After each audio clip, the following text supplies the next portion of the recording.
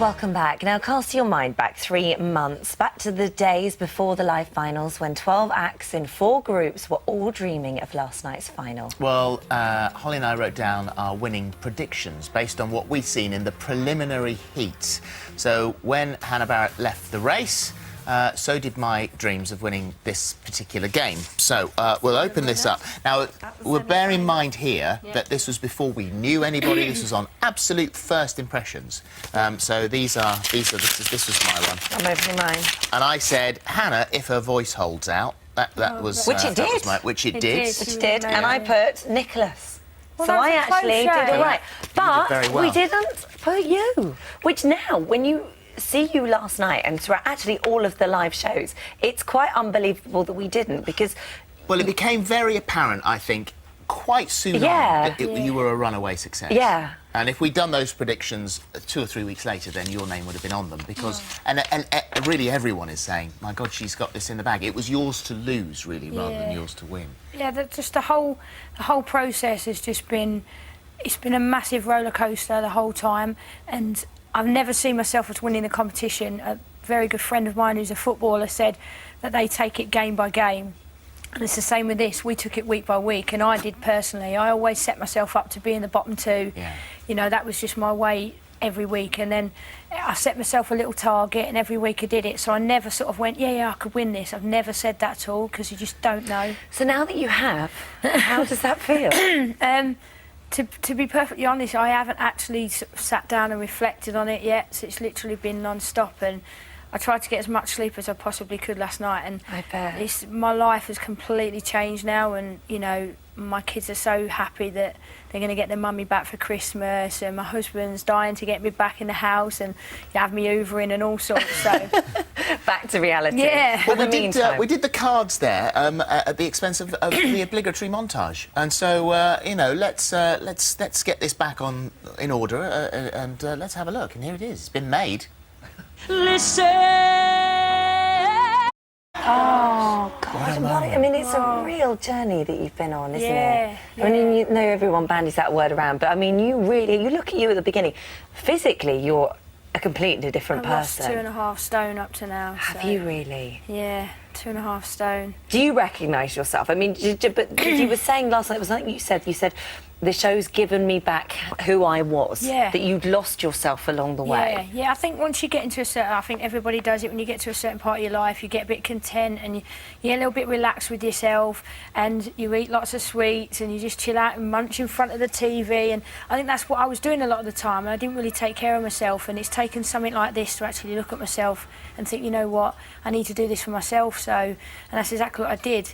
And I worked hard at it, and obviously the stresses of the shows, and obviously running around like an headless chicken a lot of the time does, you know, come into it. Well, you would have had a marginal help with the fact that, I mean, you've openly said you performed before. Yeah. But the great thing about the X Factor is you can perform as much as you like, but if you haven't been successful, then there you are. Suddenly, this is the opportunity, and you said, the last chance saloon, to make it work for you. So having had a bit of experience singing in public, did that help the nerves when it comes to a massive event like the weekend? Yeah, I think so. I don't think anything can prepare you for being in front of 10,000 people. That's just neither here nor there. But I've been singing on stage like for 3 hours of a night time in a pub, you know, so you've only got to sing for 2 minutes on that stage. So that's what was always in the back of my mind, that I was only singing for 2 minutes. That's 2 minutes that I had to perform and give a life-changing performance. Well, it'd be slightly longer when you're supporting Beyonce. I know. I can do the Running Man. That's the only move I can do. I don't think I could do the dances that she does, but I'll give it a go for a laugh. I mean, that's just incredible to be supporting Beyonce, and that's just the beginning. I mean, you'll be doing your own tour before long. How is this going to run for you and your family? Because obviously you are a mum, and how are you sort of going to work all of that? That's something that we've obviously got to look at, and I don't want to be off there and everywhere and my kids not seeing me. So that's something that I need to sit down and work out. But you know, getting advice from people that are doing it anyway is a great thing to do. Beyonce's a mum. Exactly. She's doing it. There's like, you know, people that have been in contact with me that are in the business, and you know, like Beckhams, they do it. They go off here, there, and everywhere. But I don't want other people looking after my kids all the time. I want to try and do it myself. And you never know. I'm not going to run before I can walk. I'm just going to take every day as it comes and see how we go. If it starts to get a bit too much, I'll have to pull the reins in a little bit because I don't want my kids to be affected about it. Yeah, but you've been waiting for this a long time. I have, yeah. So it was either this or have another baby. So I'm doing this. My husband won't have another baby. So. What about your job? Have you handed your notice in? I will be doing it at some point, but I don't want to do it over the phone or anything. I want to go in and say actual thank you to the governor of the prison and all the staff, and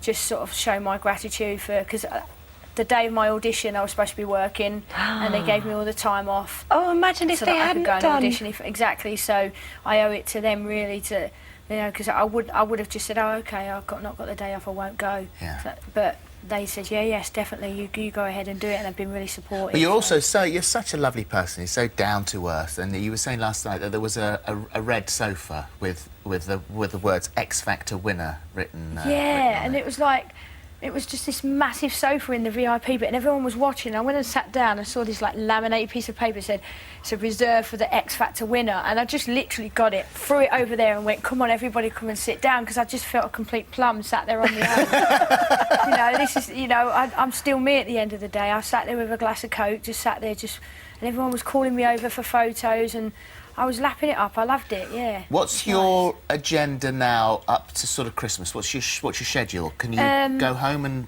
relax and be you? Got lots of stuff to do up until about Monday, and then I'm going to go home for Christmas. I've got the whole of Christmas with the kids, and I've got to go out and do some Christmas shopping. Yeah, oh yeah, you've had not much time to do that. Yeah, I might have to do the midnight run somewhere, you know, because I don't think I'm going to have a lot of shopping done, but... Pop down the garage. Yeah, I'll go like 24 hours. I don't think you'll be running everywhere. Down there. Is that what I'll be expecting from you this year, Philip? Yeah, nice for something. Yeah, Mint. but, you know, I've got a few things that I want to buy, and I always said I wanted to buy a drum kit, so I want a drum kit. I want to buy myself a drum kit, because my dad was a drummer, so I want to get back into that, so... There was, that was initially, I wasn't going to mention it, but as soon as you mentioned your dad, you lost your dad, was it for 6 years? 2008, I lost my dad, a little while ago.